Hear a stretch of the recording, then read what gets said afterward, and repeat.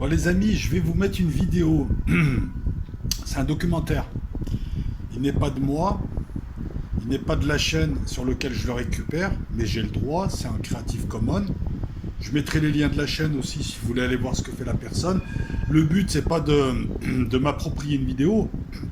Non, le but, c'est d'introduire un nouveau cycle, puisque je m'aperçois qu'il y a pas mal de gens en commentaire, d'ailleurs, pas mal de gens en commentaire me le disent, que mes vidéos sur la géopolitique, sur l'armement, sur tout ce qui est militaire vous plaisent. Je me suis dit, tiens, on va coupler aussi le troisième volet, le volet renseignement et espionnage. Ce documentaire est une introduction pour voir un petit peu vos réactions. C'est l'affaire George Bull. George Bull, c'est un trafiquant d'armes, un ingénieur, qui a aidé dans les années, fin des années 80, début des années 90, Saddam Hussein à mettre au point son fameux grand canon. Il voulait faire un grand canon géant. Enfin, non pas pour envoyer quelqu'un sur la Lune, non. Non, c'est un Irakien. Non, c'était pour bombarder Israël. Ouais, chaque génération, t'en as un.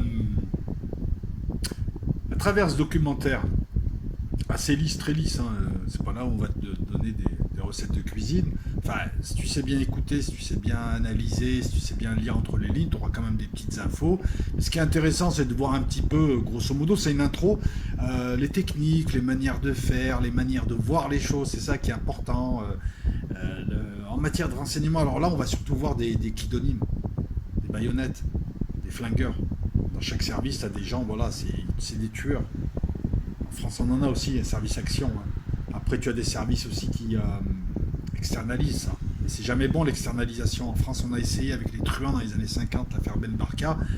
On s'est aperçu que ces types, pour des opérations archi-secrètes, étaient des grands bavards, surtout au lit, quoi. Ils racontaient leur vie à leurs copines, ils racontaient leurs grands exploits. Et ça, dans le monde du renseignement, c'est pas la DST, quoi. Ça marche pas comme ça. Donc voilà, donc documentaire qui vous permet de voir comment un petit peu le Mossad s'y est pris, hein, sans rentrer dans le détail, comment, quelles sont, enfin, c'est un monde où il y a des règles totalement différentes des règles que nous pratiquons nous. C'est un autre échiquier qui joue non pas au-dessus ou en dessous, mais à côté. Et c'est un monde intéressant, puisque lorsque tu connais ce monde qui existe, qui est bien réel, qui donne des résultats, qui a permis de gagner non pas des guerres, mais des batailles, enfin, qui a permis de gagner non pas des batailles, mais des guerres. La guerre froide, c'est essentiellement le renseignement. Hein. Enigma, qui a permis de battre les Allemands, qui a permis de gagner la bataille de l'Atlantique, c'est quoi? C'est du renseignement militaire. Je peux te sortir. Contrairement voilà, à ce que disent plein de gens, les services de renseignement ne servent à rien, ils n'ont jamais fait basculer l'histoire. Si, ils ont toujours fait basculer l'histoire. Après, c'est les décideurs politiques à qui on donne l'information, qui décident ou pas, et qui quelquefois décident mal. C'est un volet intéressant, parce qu'une fois que tu rentres dans ce grand domaine, ce vaste domaine qui est le domaine du renseignement, qui est très intéressant, hein. Tu vas voir la vie des gens, les pratiques, comment dire ça, les anecdotes, il y a tout un tas de trucs croustillants et tout. Ben après, tu n'admettras pas d'être traité de complotiste, puisque les services de renseignement existent toujours, les techniques existent toujours, il n'y en a pas 100 000, les manières de faire existent toujours. Qu'est-ce qui a changé? L'habillage et le tout technologique, puisqu'aujourd'hui c'est beaucoup plus facile de surveiller quelqu'un avec la technologie qu'en 1950. En 1950, il aurait fallu 20 types, par exemple, par la DST pour surveiller un type discrètement. D'autant qu'en plus, si le type il habite dans une ruelle, c'est beaucoup plus chiant, etc., etc. Maintenant, c'est très simple. Tu fais le topo avec Google Maps, leur Google Maps, hein, ils ont des outils un peu plus précis que nous, hein, parce que je vous rappelle que nous, Google, il est déporté à 500 mètres. Hein. Et pour la filoche, c'est simple, tu as les mini-caméras, voilà, tu gares un véhicule dans la rue, il y a une caméra, il y a plusieurs caméras qui ont été bricolées qui sont là, et voilà, toi tu te mets dans un appartement, tu as un ordinateur, tu as le Wi-Fi caméra, tu le surveilles le gars, tu n'as plus besoin de craindre le type, sa famille, tout le quartier, les petites vieilles qui t'observent, parce que c'était ça, je veux dire, pour ceux qui ont fait un peu de filoche. Et j'en ai fait, je sais, ils vont se dire, ouais, il a tout fait. Bah écoutez, j'avais une association de détectives, j'en ai fait de la filoche, hein, j'aime bien la filoche. Filoche contre filoche, tout ça, c'est en différents milieux, filoche en voiture, filoche à pied, filoche. C'est intéressant en milieu dense, en milieu moins dense, des emplois du temps, tout ça, mais bref, un jour je raconterai. Qu'est-ce que je veux dire? Quand tu fais de la filoche, bon, bref, regardez le documentaire, Le Monde du Renseignement, c'est super bien. Si ça vous intéresse, vous me le dites en com. Moi, j'enclencherai une vidéo sur laquelle je suis en train de travailler là. Je ne vous dis pas laquelle c'est, mais en tout cas, vous verrez, c'est une grosse affaire, c'est un gros succès français. Et puis, je continuerai les autres vidéos. Voilà, donc faites-vous plaisir. Puis d'autres vidéos sont à venir. Les commentaires sont prêts à prouver. Si vous voulez voir ma vidéo sur Utip, allez-y. Si vous voulez pousser, si vous voulez partager. Et ceux qui me disent, ouais, mais tes vidéos, je ne les vois pas, actionne la cloche. Actionne la cloche. Là, il n'y a plus de soucis. Parce qu'en fait, quand tu es abonné, ça ne suffit pas. Hein. Allez, au plaisir. Bruxelles, 1990. Un meurtre mystérieux a lieu. Il existe un scénario possible. Une équipe d'agents secrets s'est rapprochée de sa cible, l'un des experts en armement de Saddam Hussein, Gerald Bull. Dans ce type d'opération, les agents choisissent d'abord l'endroit idéal pour un assassinat, puis la meilleure façon de le faire. Ensuite, ils surveillent la cible de près et s'assurent de pouvoir facilement prendre la fuite. Voici les principaux suspects de ce meurtre de haut vol. Le Mossad, la CIA et le MI6. Ils voulaient tous sa peau, ne restait plus qu'à savoir qui serait le premier. Aujourd'hui, et pour la première fois, d'anciens agents du Mossad et de la CIA examinent la tactique et la technologie utilisée au cours de cet assassinat. C'est une technique d'assassinat rapide et sans douleur. Leur mission, faire la lumière sur un mystère resté irrésolu jusqu'à aujourd'hui. Qui a tué Gerald Bull?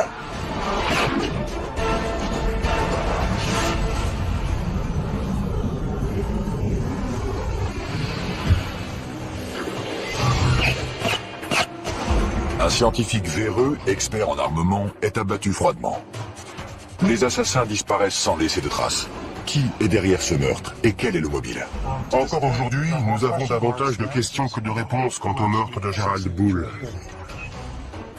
20 ans après les faits, une équipe d'ex-agents secrets israéliens et américains sort de l'ombre pour analyser ce crime et nous révéler un univers inconnu.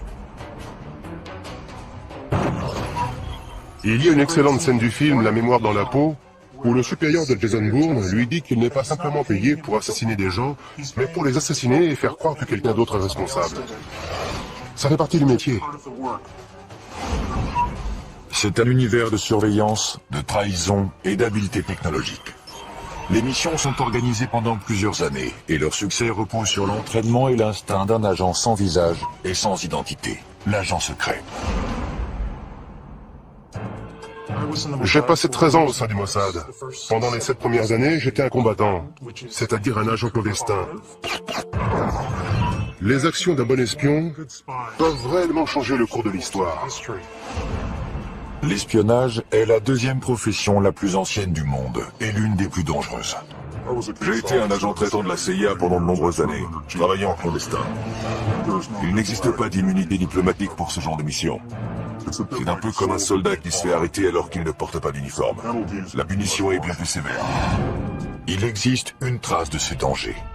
102 étoiles gravées sur le mur commémoratif du siège de la CIA à Langley. Chacune d'entre elles représente un agent qui a sacrifié sa vie. Le véritable risque d'un agent clandestin est d'être découvert. À terre! Plus vite! Ça peut devenir moche. Le risque est important et impossible à éviter. Les espions risquent leur vie chaque fois qu'ils entrent en territoire ennemi. Mais il existe une mission en particulier qui est bien plus dangereuse que les autres. Il s'agit de l'opération clandestine et mortelle appelée liquidation. Les opérations clandestines de liquidation sont très rares. Au cours d'une de ces opérations, dont la cible était un leader terroriste, j'ai été chargé de poser un engin explosif sur le ferry dans lequel il voyageait. Je ne sais pas comment l'opération s'est terminée, on m'a juste dit qu'elle avait réussi, et c'est tout ce que j'avais besoin de savoir. Ce sont des gens qui ont du sang sur les mains et qui ont tué d'innocentes victimes. La seule façon de les empêcher de mener à bien leur prochain attentat, c'est de les éliminer. Les services d'espionnage s'intéressent aux terroristes depuis des décennies. Mais ce ne sont pas les seuls à figurer sur leur liste des cibles à liquider. Les autres personnages qui les intéressent sont les trafiquants et les fabricants d'armes, qui ne sont pas rattachés à une organisation. À la fin des années 80, un homme attire l'attention de tout le monde. le scientifique canadien spécialiste en armement Gerald Bull. Gerald Bull avait été approché par plusieurs services de renseignement, parmi eux ceux du Canada et des États-Unis. Il voulait travailler avec les deux. Avant 1980, le scientifique a travaillé pour les deux gouvernements. Il rêve de créer un super canon capable de lancer un satellite en orbite. Son travail était dédié à l'amélioration des canons pour pouvoir tirer à très grande distance. Mais d'anciens agents affirment que ce génie de la science possédait un côté plus sombre. Les scientifiques qui inventent des armes sont en premier lieu fidèles à la science. Ils ne se considèrent pas comme des fabricants d'armes capables de massacrer des millions de personnes. C'est comme l'homme qui organisait les horaires des trains à destination des camps de concentration. Il pensait n'être qu'un employé des chemins de fer. Il ne se considérait pas comme un meurtrier de masse. Il est intéressant de savoir que Gerald Bull était l'une des 3 seules personnes de toute l'histoire des États-Unis à avoir obtenu la nationalité américaine grâce à une loi du Congrès. C'est assez ironique, puisqu'en réalité, Gerald Bull se moquait parfaitement d'avoir ou non la nationalité américaine. Il ne s'intéressait qu'à sa technologie et à ceux à qui il pouvait la vendre. Peu lui importait le passeport qu'il avait en poche. Il avait de nombreux ennemis car il travaillait pour plusieurs États voyous. Il était impliqué dans diverses transactions avec de l'argent sale et il se mettait donc en danger sur 2 fronts différents. En 1980, Gerald Bull enfreint les lois américaines sur l'armement et il est accusé de trafic d'armes avec l'Afrique du Sud. Il est condamné à 6 mois d'emprisonnement dans une prison fédérale. Gerald Bull était à 2 doigts de mettre au point un système balistique qui aurait pu nous protéger de tous nos ennemis pendant très longtemps. Je ne sais pas ce qui s'est passé quand il a rompu avec la CIA, mais à l'époque, c'était une star. Quand Bull ressort de prison, il n'a plus de patrie. Il projette de construire son super canon et de le vendre au plus offrant. Il a de nombreux clients potentiels. La Chine, l'Iran et un peu plus tard, l'Irak. Le gouvernement irakien a adoré son idée et s'est mis à la financer. L'Irak fait venir Gerald Bull à Bagdad, où il commence à travailler sur une arme secrète surpuissante dont le nom de code est Projet Babylone. Le projet Babylone était un canon gigantesque et très puissant, capable de lancer un obus de la taille d'une voiture à une distance d'environ 1000 km. Si le rêve de Gerald Bull devient réalité, Saddam Hussein gagnera une arme capable de semer le chaos au Moyen-Orient. Bien évidemment, un tel projet ne passe pas inaperçu des services secrets du monde entier.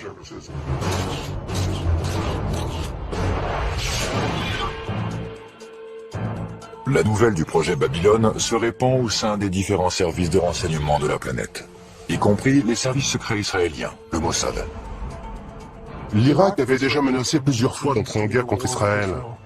Le Mossad dédiait par conséquent énormément de temps et d'argent au recrutement d'officiers supérieurs de l'armée, de scientifiques et de membres du parti basse. Il envoyait également des agents sur place pour obtenir des informations pratiques. Si le Mossad prend quelqu'un pour cible, ce n'est qu'une question de temps avant que cette personne soit amenée devant la justice.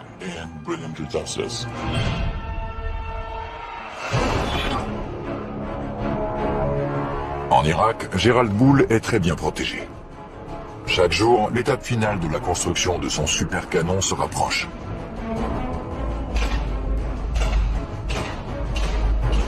Le Moyen-Orient est une véritable poudrière, et Gerald Bull est sur le point d'y mettre le feu.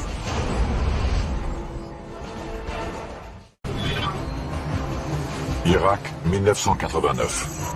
Le scientifique Gerald Bull, spécialiste en armement, travaille d'arrache-pied à son chef-d'œuvre, un super canon de 156 mètres de long, capable de semer le chaos au Moyen-Orient. Il s'est mis à travailler au service de Saddam Hussein, qui a déjà plusieurs armes de destruction massive et qui finance la fabrication de son canon. Cette arme aurait fourni une meilleure précision aux munitions. Bull était en train de rendre l'armée irakienne plus puissante. Nous ne disposions que de très peu de renseignements sur l'avancée des travaux sur ce super canon. Nous n'avions pas les agents nécessaires sur place. Cependant, il semble que le développement de la nouvelle arme de Gerald Bull soit surveillé de près par le Mossad, le service de renseignement israélien. Les informations recueillies par le Mossad concernant ce projet venaient de sources diverses.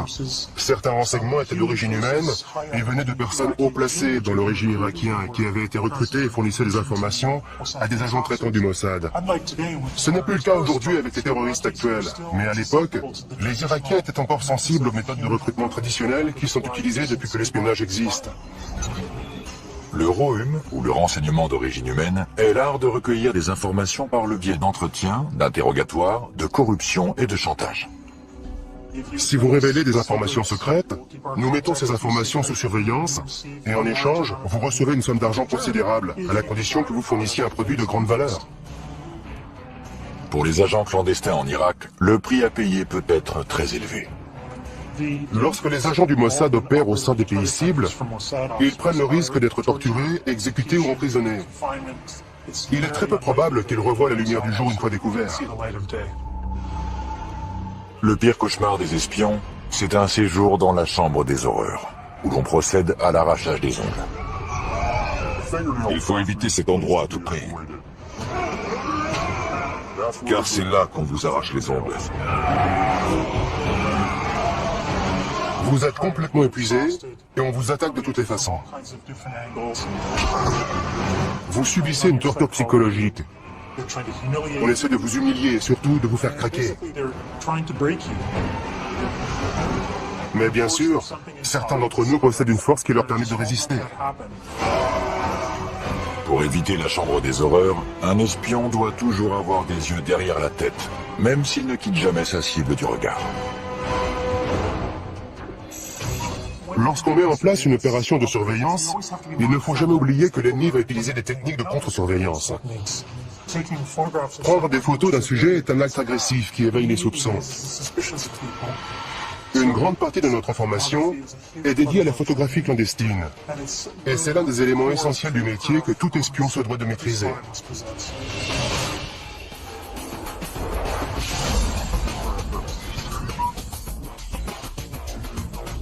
Michael Ross et Ishmael Jones, anciens agents des services secrets, nous présentent la technologie qui sert à la surveillance photographique.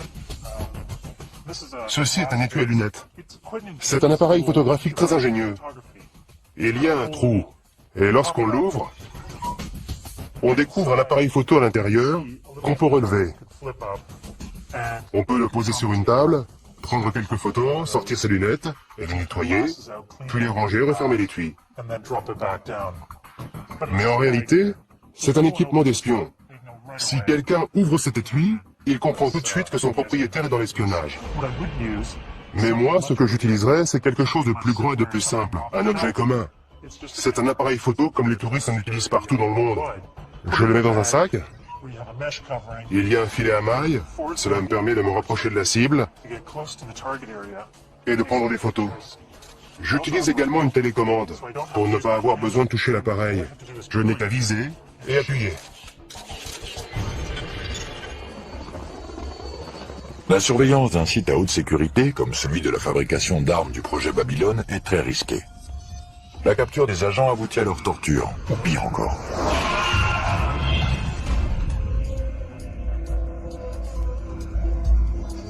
Il ne faut pas qu'on puisse nous repérer en train de prendre des photos depuis un véhicule. C'est tellement facile de se faire tuer dans un pays cible. L'une des techniques qu'on peut utiliser, c'est celle de la boîte de mouchoirs. On laisse quelques mouchoirs à l'intérieur et on y place l'appareil photo. Puis on l'installe sur le tableau de bord comme ça. Je choisis la position idéale pour pouvoir prendre des photos des cibles que je veux immortaliser. Et voilà, je suis juste assis dans ma camionnette, les mains sur le volant. Je n'utilise même pas l'appareil. Jabal Amrin en Irak, 1989. Gerald Bull teste une version réduite de son supercanon, le Mini Babylone. Il travaille également à l'amélioration du système balistique des missiles Scud de Saddam Hussein. Ces avancées pourraient avoir de terribles conséquences. Sa mission consistait à fabriquer des obus et des bombes qui transporteraient des armes chimiques et biologiques. Leurs effets auraient été catastrophiques. Pendant ce temps-là, le canon Babylone de 156 mètres de long en est encore au stade du balbutiement. Le nom de code du projet est PC2, pour complexe chimique numéro 2. Des tuyaux en acier parviennent d'Europe en Irak pour un soi-disant projet pétrochimique. Mais ils serviront à construire le canon du véritable Babylone. Au cas où Israël considérait ce super canon comme une menace potentielle, l'une des solutions consisterait à bombarder le site. Mais la géopolitique de la région rend cette option extrêmement risquée. Envoyer l'armée de l'air israélienne dans l'espace aérien des pays voisins qui faciliterait un bombardement est très difficile et très compliqué. Ce n'est pas une action qu'Israël peut mener sur un coup de tête. Habile, impitoyable et mortel. La réputation d'assassin de personnages importants du Mossad est légendaire. C'est une guerre dans l'ombre, et parfois, en temps de guerre, il faut faire preuve de violence pour pouvoir détruire l'ennemi. Le Mossad encourage cette réputation, car il pense qu'elle effraie ses ennemis et qu'ils hésiteront donc à attaquer. Gérald Boule et son canon surpuissant, financé par Saddam Hussein, représentent une menace potentielle aux yeux d'Israël. Le projet attire maintenant l'attention des services secrets du monde entier. Il venait en aide à l'Irak, et il savait pertinemment que ce pays était devenu l'ennemi des États-Unis. Le projet d'armes secrètes de Gérald Boule implique toute la planète. Des éléments essentiels à sa construction ont été fabriqués dans plusieurs pays différents. Gérald Boule effectue plusieurs allers-retours entre Bruxelles et le Moyen-Orient, et il reste quasiment intouchable lorsqu'il est en Irak. La logistique d'un assassinat alors qu'il est sous la protection du régime irakien est beaucoup trop compliquée. Il s'agit d'une opération d'une envergure trop importante pour être menée à bien. L'un des scénarios envisagés est d'attirer le scientifique hors d'Irak, en le faisant venir à Bruxelles à l'aide d'une tactique très utilisée. Flatter l'ego de la cible. Une fausse conférence a été annoncée, et il était invité à intervenir et à prononcer le discours liminaire de cet événement fictif. Les services de renseignement ont les moyens d'organiser une conférence, de faire venir des participants, financer l'événement, et inviter la cible à y participer en flattant sa vanité. On lui dit « Nous savons que vous êtes le plus grand spécialiste en canon du monde, et nous aimerions que vous participiez. » Selon Yuval Aviv, ceux qui essaient de piéger Gérald Boule l'ont alléché davantage en utilisant un pot de miel. Le pot de miel est un terme qui remonte à l'époque de la guerre froide. Le pot de miel, c'est une femme qui était probablement chargée de l'attirer hors d'Irak jusqu'en Europe. Il s'agissait certainement d'une jeune journaliste. Dans le cas de Gérald Boule, je ne suis pas certain qu'il y eut un pot de miel. Je pense qu'il voyageait régulièrement en Europe, puisque c'est là qu'il conduisait ses affaires. C'était beaucoup plus simple d'attendre qu'il revienne en Europe et le cibler ensuite.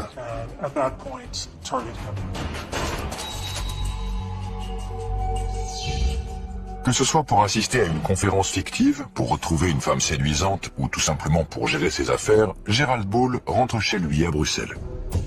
Selon certaines sources belges, il n'est pas seul. Un ou plusieurs services de renseignement maintiennent une surveillance constante. L'équipe de surveillance doit être dynamique et souple pour pouvoir suivre la cible dans n'importe quelle situation. Le plus important, c'est d'être capable de découvrir où le sujet habite, quelles sont ses habitudes et quels endroits il fréquente. En 1990, la technologie n'était pas aussi développée qu'aujourd'hui. Il y avait certainement des agents qui le surveillaient directement en le suivant et en essayant de maintenir autant de distance possible entre eux pour éviter d'être repérés. Si un agent est découvert pendant une opération de surveillance, c'est toute la mission qui est compromise. Maintenir une bonne couverture, c'est la seule protection efficace pour les agents qui opèrent au sein de pays ennemis. Ce ne sont ni les armes, ni la maîtrise des arts martiaux qui vous protègent dans cette situation, mais bel et bien votre couverture. La couverture des agents à Bruxelles devient capitale. Une identification photographique, et surtout une identification fiable de la cible à éliminer, est essentielle. Car l'histoire regorge de victimes innocentes qui se sont fait liquider par erreur. Il faut prendre des clichés à différents moments de la journée, et sous différents angles, pour que l'assassin dispose d'une série complète de photographies à étudier, afin que l'identification soit parfaite. Garder l'œil sur le scientifique est loin d'être un jeu d'enfant. Certains pensent même que les agents qui l'observent sont surveillés à leur tour. Je suis persuadé que ceux qui l'ont assassiné étaient surveillés de près par d'autres agents. Une couverture décelée peut faire s'effondrer une mission comme un château de cartes. Les agents doivent avoir l'art de se fondre dans le paysage et s'assurer de ne pas dévoiler leur équipement.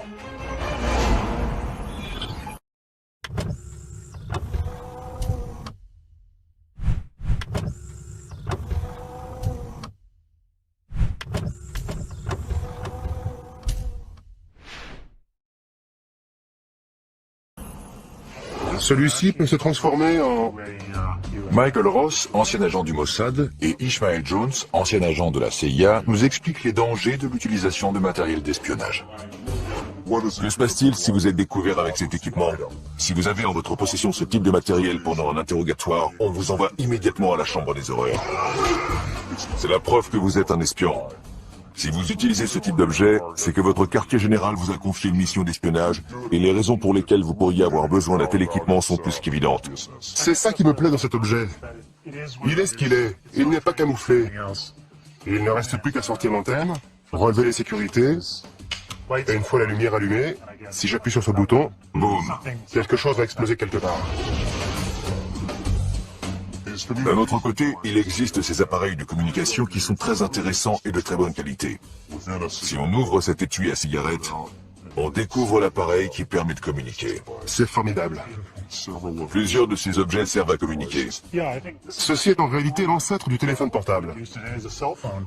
Ce côté devient un micro, il faut retourner et mis en contact avec l'intérieur. On sort l'antenne et on peut communiquer. Mais le problème, comme souvent, c'est que même refermé, on peut voir que ce n'est pas un simple stylo, mais qu'il s'agit d'un appareil de communication. J'imagine déjà les interrogateurs en train de démonter. Ouais. Et de disposer toutes les pièces sur une table. La première chose qu'ils font une fois qu'ils vous ont attaché à une chaise, c'est de fouiller tous vos vêtements et vos affaires et de démonter tout ce qu'ils trouvent. On peut inventer des cachettes très ingénieuses, mais ils les découvrent toujours très rapidement. Règle numéro 1 de l'espionnage, ne pas être pris. Règle numéro 2, le moindre petit détail peut signer votre arrêt de mort. La préparation des agents du Mossad est un rituel consistant à passer soigneusement en revue chaque objet, chaque vêtement et chaque accessoire qu'ils vont emmener. On peut monter une opération gigantesque, mais si un de nos vêtements porte une étiquette fabriquée en Israël, tout s'effondre comme un château de cartes.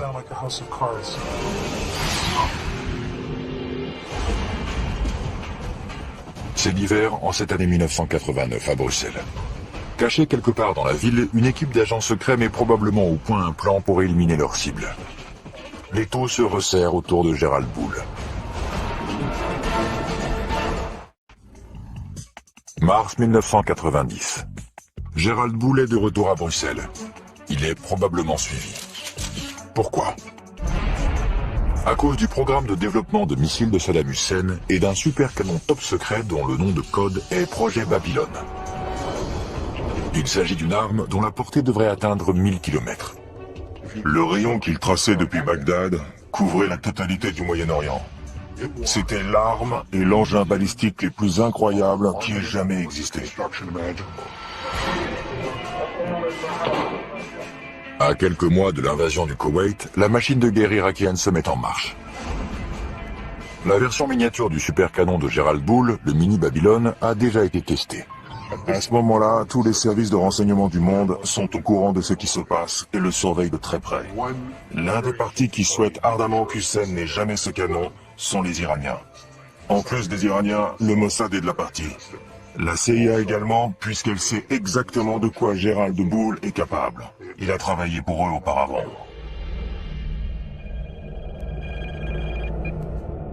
Une série d'avertissements tente de convaincre le scientifique de cesser immédiatement son travail sur le projet Babylone. Gerald Bull pense que des cambrioleurs se sont introduits plusieurs fois chez lui. Ces cambriolages envoient un message très clair. Laissez tomber le projet Babylone, sinon... Un autre scénario possible est une tentative audacieuse de la part des agents secrets pour garder un œil sur les communications de Gerald Bull, en utilisant le ROM, ou renseignement d'origine électromagnétique. Il s'agit de l'interception de tout type de communication utilisant les ondes. Les conversations téléphoniques, les fax ou les téléx. En résumé, tout ce qui peut être envoyé électroniquement est la cible du ROM. La CIA utilise depuis très longtemps ce type d'opération technique, qui consiste à installer des micros, des dispositifs d'écoute et de surveillance d'appels téléphoniques.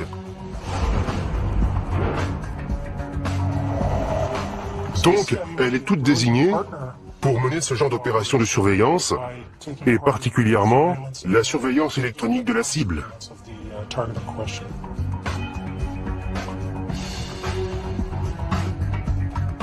L'écoute électronique est une compétence qui s'acquiert après des années de formation.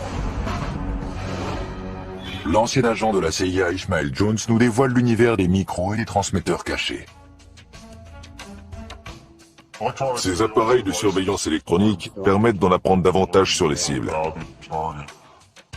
On a placé des dispositifs datant de la guerre froide dans certains objets de cette pièce. Dans ce téléphone, par exemple. Voici l'appareil d'écoute. Il n'espionne pas la ligne téléphonique, mais écoute les bruits de la pièce en général, et bien entendu les conversations téléphoniques également. En voici un autre installé sous le siège d'une chaise de bureau standard. Cette partie doit ensuite être recouverte de bois ou de tissu pour ne plus être visible.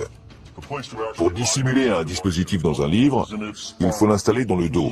C'est d'ailleurs un appareil de la CIA. On peut voir le dispositif audio en haut, les piles sont au centre, et les autres éléments de l'appareil sont en bas. C'est un transmetteur complet. Mais lorsque la cible est mobile, il faut pouvoir suivre ses conversations à travers la ville. L'une des solutions possibles remonte à la guerre froide. Voici un dispositif d'écoute de la guerre froide. L'avancée de cette technologie, c'est que les conversations de la cible peuvent être entendues, peu importe où elles se trouvent, tant qu'elle porte ce manteau. L'inconvénient de cet appareil, c'est qu'il se remarque facilement. Il ne ressemble pas à un bouton normal. La cible peut se rendre compte, et elle redoublerait alors de méfiance. Entrer par effraction dans l'appartement d'une cible importante comme Gerald Bull peut compromettre l'opération tout entière. On va devoir entrer par effraction, ou si possible avoir un rendez-vous sous de faux prétextes. Il faut alors réfléchir très vite à l'endroit où placer le micro. Le mieux est de disposer d'un mur commun tout à côté de la cible. On peut percer un trou dans le mur et y installer un dispositif audio ou vidéo. C'est une technique beaucoup plus intéressante. C'est plus simple d'avoir un appartement à soi pour y travailler. À Bruxelles, Gerald Bull est surveillé de près par une organisation sans visage et sans nom. Il reçoit un ultime avertissement. Cessez votre travail sur le projet Babylone. Mais il choisit d'ignorer la menace. La mission qui tente d'éviter la construction du supercanon de Saddam Hussein passe à la vitesse supérieure. La technique la plus simple pour stopper cette opération est d'éliminer Bull himself. Le spécialiste en armement canadien est condamné à mort. Bruxelles est un endroit idéal pour liquider un homme comme Gerald Bull. La ville est calme et sûre, et la cible se sent à l'aise et détendue. À Bruxelles, on entre en mode tourisme. Le scientifique pense que des cambrioleurs se sont introduits dans son appartement plusieurs fois, mais sans emporter d'objets de valeur. Il reçoit un ultime avertissement. Il doit cesser son travail sur le projet Babylone. De nombreux ennemis peuvent avoir été les auteurs de cette menace. Encore aujourd'hui, personne ne sait qui l'a appelé. La menace peut venir de différentes sources, y compris le Mossad ou l'Iran. D'après moi, les Iraniens pourraient très bien avoir assassiné Bull. Ils auraient pu le faire. Ils en avaient les moyens. Tous les plus grands services de renseignement sont capables de mener à bien une telle opération. Et ils l'ont déjà fait par le passé. La CIA, l'ancien KGB, aujourd'hui SVR, le MI6.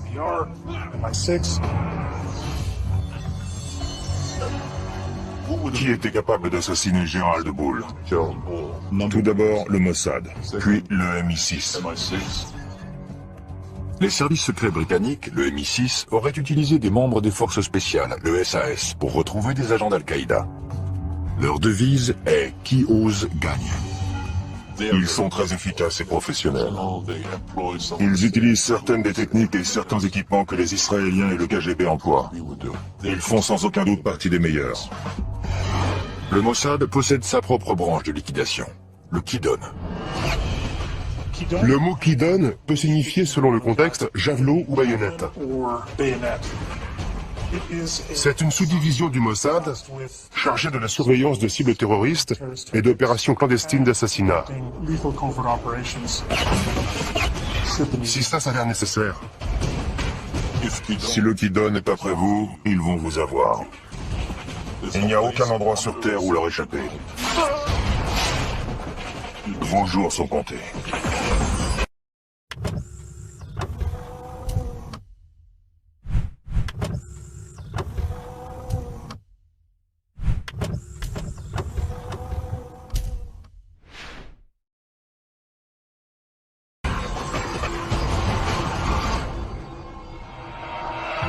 Bruxelles, mars 1990. Le refuge est un élément déterminant dans une mission d'espionnage. L'attente dans un refuge avant le début de la mission, c'est un moment extrêmement stressant. Chaque fois qu'on entend une sirène dehors, on pense que c'est pour soi. Les refuges des espions sont un peu comme des ports en pleine tempête. Ce sont des appartements loués sous de faux noms, avec des informations différentes. Tous les services secrets les utilisent pour se protéger du monde extérieur. Ce sont des endroits où les agents peuvent se réunir, étudier les plans, analyser les opérations et en discuter, faire des débriefings. Au cours des heures qui précèdent une mission, l'équipe examine chaque détail de l'opération. La tactique peut varier, mais une équipe de liquidation standard est composée de plusieurs agents.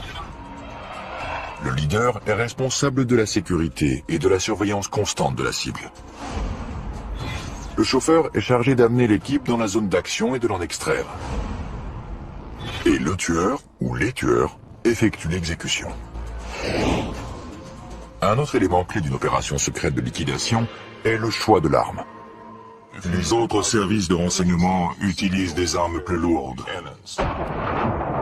c'est-à-dire des gros calibres.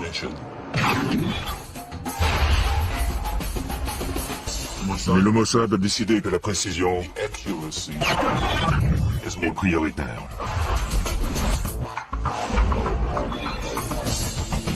Nous sommes au stand de tir d'Angeles. L'ancien agent du Mossad Michael Ross et le spécialiste en armes à feu Mike Cristano procèdent à une analyse balistique d'un assassinat. La première marque est celle du tir du 9 mm. Elle a traversé le gel de part en part. Ce type d'arme laisse de sacrés dégâts, sans parler de risquer de tuer un passant innocent qui se tient derrière. Le gel balistique a la même densité que les tissus musculaires humains semi-tendus. Il permet de fixer l'empreinte balistique d'une arme. Le calibre 22 est plus intéressant, car il fait ce qu'un assassin veut, c'est-à-dire pénétrer, pas trop profondément, et exercer toute son énergie dans le corps, le crâne, ou n'importe quel autre endroit atteint. Son énergie n'est pas projetée vers l'extérieur en laissant d'énormes dégâts, quelque chose de très visible. Lorsqu'il s'agit de liquider une cible, il vaut mieux choisir la discrétion.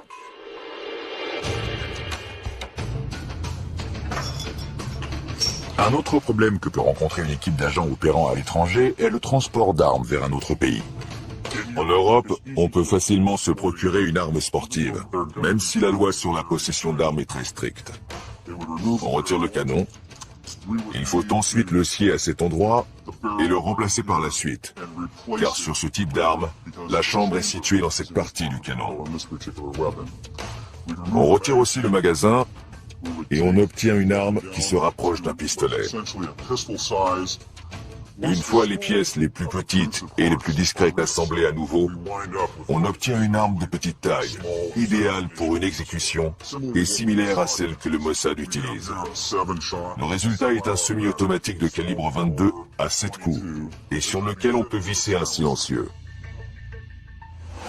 D'autres agents suggèrent que la valise diplomatique est un autre moyen efficace d'introduire clandestinement une arme dans un autre pays. Les valises diplomatiques sont indispensables aux services secrets, car elles permettent de transporter d'un pays à l'autre différents objets, allant d'images satellites à des armes si nécessaire. C'est une méthode sûre et efficace qui permet de déplacer des objets importants et de déjouer le contre-espionnage. L'arme, les agents et le plan sont prêts. L'équipe de liquidation d'origine inconnue se poste à proximité de l'appartement de Gerald Poole. Mais il reste encore un problème. Les autres services de renseignement qui pourraient surveiller la cible doivent être éloignés, mais sans recourir à la violence. On n'a pas un permis de tuer, comme James Bond, qui autorise à décider soi-même qui on peut liquider. On est uniquement autorisé à éliminer la cible identifiée au cours de la mission. Impossible d'ajouter quelqu'un d'autre à la liste. On ne peut pas tuer n'importe qui. Hors de question.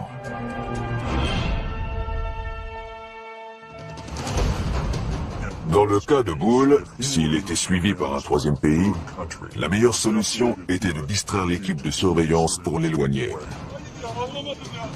Au cours d'une opération clandestine de liquidation, l'équipe peut utiliser un appât pour créer une distraction.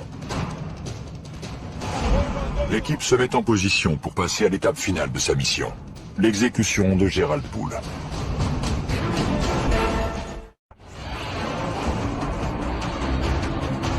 À la veille de la guerre du Golfe, Saddam Hussein a rassemblé un arsenal d'armes de longue portée. Le scientifique expert en armement Gerald Poole est l'un des fers de lance de cette initiative. L'étau se resserre, alors qu'un service de renseignement dont l'identité demeure inconnue le prend pour cible. Il compte l'éliminer avant que son arme détruise l'équilibre précaire du Moyen-Orient. Bruxelles, 22 mars 1990. Une équipe d'agents secrets est en position aux abords de l'appartement de Gerald Poole. Toute la mission et ses mois de préparation dépendent de ce moment précis. S'il s'agissait d'une opération du Mossad, alors les agents devaient être à leur poste pour communiquer les informations et les mouvements de la cible. Si on suit ce scénario, c'est ensuite au tueur désigné, une fois l'identité de la cible confirmée, d'entrer en action. Le tueur doit rester concentré sur la cible et son second se charge de sa sécurité et d'empêcher toute intervention extérieure. Le leader de l'équipe déployée est responsable de leur sécurité lors de l'extraction. Au dernier moment, lorsque tout est en place et que tout le monde est prêt, l'équipe entre en action et procède à l'exécution.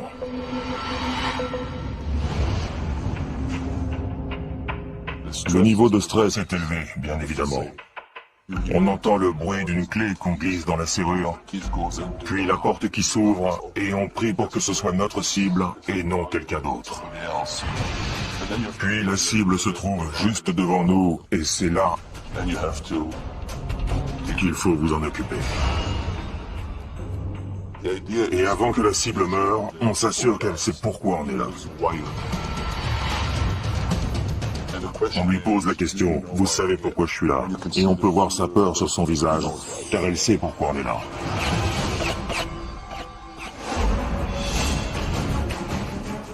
Une fois que c'est fait, tout le reste de votre équipe est en mode « Comment fuir ?» Comment sortir de toute cette zone sans être vu et disparaître? Le leader emboîte le pas du tueur alors qu'il se dirige vers un véhicule pour s'enfuir. Il s'éloigne en prenant 2 virages à 90 degrés pour que personne ne puisse voir dans quelle direction il se dirige. Après ces 2 virages à angle droit, ils arrivent au point d'extraction où un autre véhicule les attend. L'équipe s'éloigne pour disparaître à tout jamais. Il n'y a aucun témoin. Gerald Poole a été abattu de plusieurs balles. Et personne n'a rien entendu. Le tueur a utilisé un modérateur de son, plus communément appelé silencieux. Il s'agit d'un dispositif essentiel à une liquidation rapprochée. De retour au stand de tir d'Angeles, Michael Ross et l'expert en armes à feu Mike Cristano nous exposent la science du silence. Voici un 9 mm non muni d'un silencieux.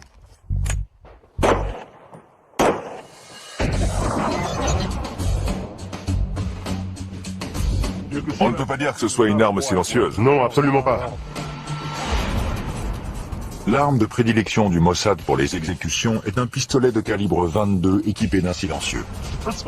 Le principe d'un modérateur ou silencieux est assez simple.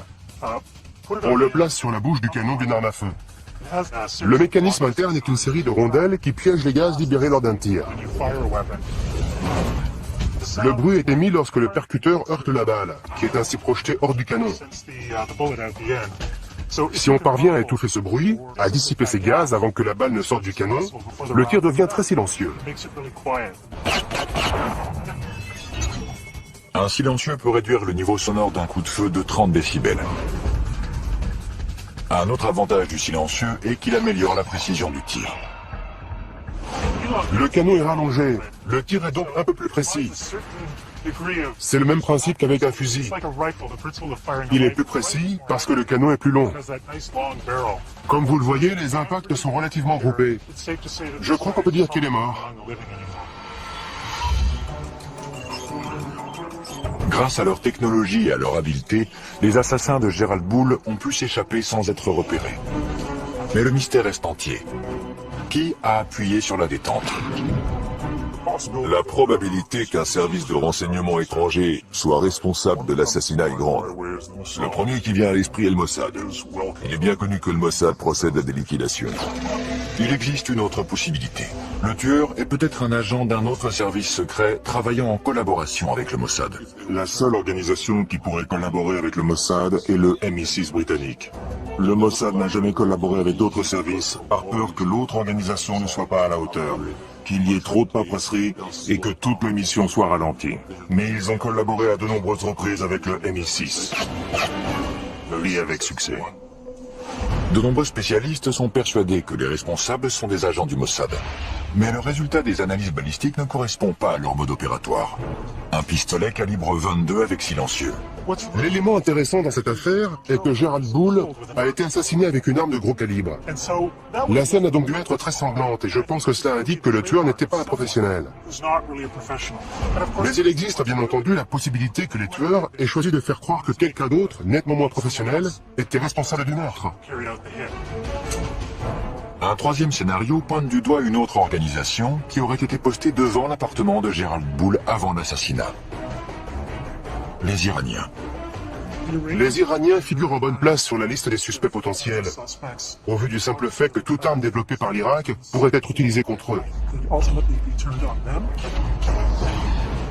L'Iran a des agents, mais ceux-ci ne maîtrisent pas la sophistication déployée dans cette liquidation. La CIA est un autre suspect potentiel de l'assassinat de Gerald Bull. Gerald Bull constituait une menace suprême. Et je pense que l'agence aurait fait appel à un allié qui utilisait des méthodes de liquidation.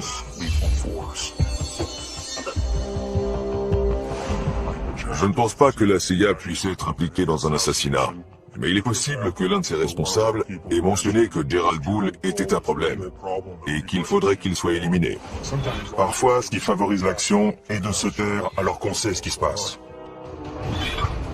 L'univers de l'espionnage est souvent comparé à un palais des glaces. La réalité n'est jamais vraiment ce qu'elle semble être. Le mystère qui entoure la mort de Gerald Bull reste entier.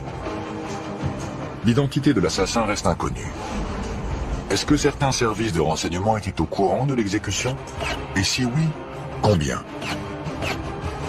Une seule chose reste certaine. Quelqu'un a violemment mis un terme à la vie de ce brillant scientifique. L'enquête sur la mort de Gerald Bull n'a pas été très approfondie. Il semble y avoir davantage de pays satisfaits par sa disparition que de nations qui s'inquiètent du fait qu'il ait été assassiné à Bruxelles.